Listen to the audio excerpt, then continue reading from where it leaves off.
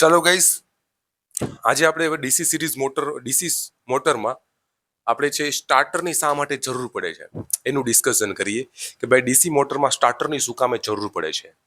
તો હવે જો આ તો ડીસી મોટરનો સિમ્પલ ડાયાગ્રામ છે, સ્ટન્ટ મોટરનો સિમ્પલ ડાયાગ્રામ છે. હું તમને એમ કહું કે ડીસી મોટરની અંદર, કેમ કે તમારા ડીસી મોટરનું ઇક્વેશન આ પ્રમાણે હોય. જનરેટરમાં શું આવી જાય? માઇનસ આવી જાય, બરાબર. બટ ડીસી મોટરનું સિમ્પલ ઇક્વેશન શું છે? આ ઇક્વેશન છે સિમ્પલ કે V is equal to EB plus IARA. એટલે આ વોલ્ટેજ તમે આપો છો, આ વોલ્ટેજ કેના બરાબર હશે? તો કે ભાઈ અહીંથી જે રેઝિસ્ટન્સ, આર્મેચરના રેઝિસ્ટન્સમાં જે ડ્રોપ થયો હોય અને બેક EMF જે જનરેટ થયું બેનું એડિશન કરો એટલે તમે ટર્મિનલ વોલ્ટેજ છે એ મળી જાય છે, બરાબર. આ મોટર માટે બેઝિક ઇક્વેશન. જનરેટર માટે તો તમને ખબર જ છે કે ભાઈ માઇનસ આવી જાય જનરેટરમાં, બરાબર. મોટરમાં હા પ્લસ આવી જાય, રેડી. એટલી વસ્તુ.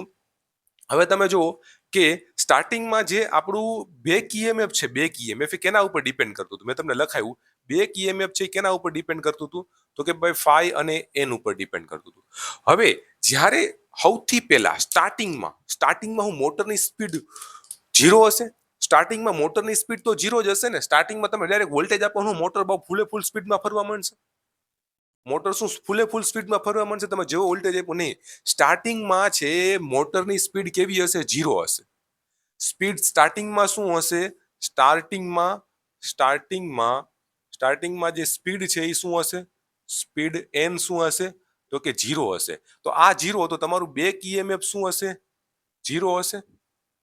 જો બેક EMF તમારું 0 હશે તો વોલ્ટેજમાં તમારું V EB પ્લસ IARA. તો અહીંયા છે બેક EMF તમારો 0 હશે તો V that is equal to 0 plus IARA. Back EMF 0 કરી નાખો ને. સ્ટાર્ટિંગમાં બેક EMF 0 હોય એટલે 0 પ્લસ IARA. તો V is equal to IARA. V is equal to IARA. Ready? તો તમારો કરંટ કેવો થાય? IA that is equal to V by RA. હવે આની વેલ્યુ છે કેવી? હાવ ઓછી હોય. આની વેલ્યુ હાવ ઓછી હોય. કેવી હોય છે?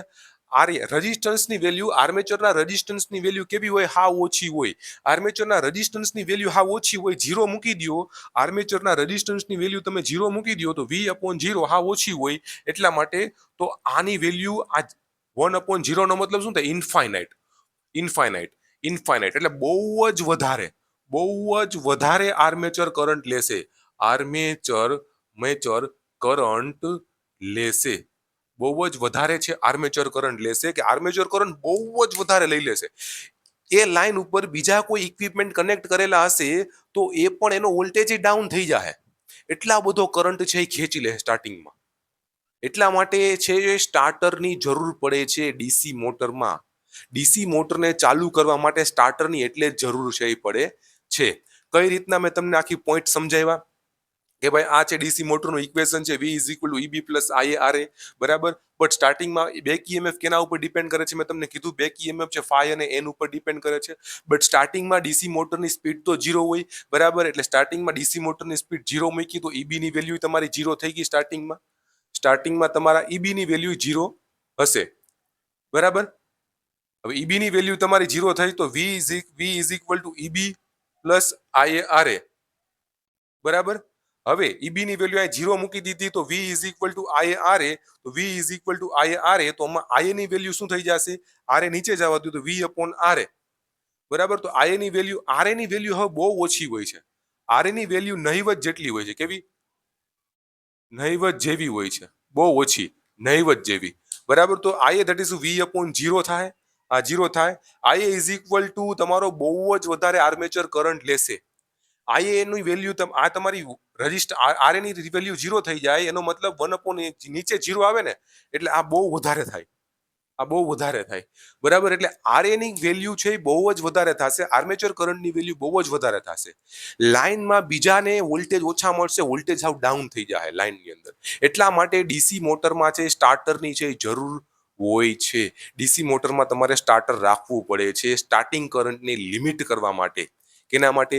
સ્ટાર્ટિંગ કરંટને લિમિટ કરવા માટે ડીસી મોટરમાં સ્ટાર્ટર જરૂરી છે. અને એટલો બધો આર્મેચર કરંટ તમારો છે થાય તો તમારું આર્મેચર બળી જવાના ચાન્સ રહે છે. એટલા જ માટે આર્મેચર ને કરંટને લિમિટ કરવા માટે સ્ટાર્ટરની છે જરૂર હોય છે. ઓકે ગાઈસ, તો આ સ્ટાર્ટરની જરૂરિયાત મેં તમને કીધી ડીસી સર્કિટમાં શું કામ સ્ટાર્ટરની જરૂર હોય છે. Thank you guys, bye bye.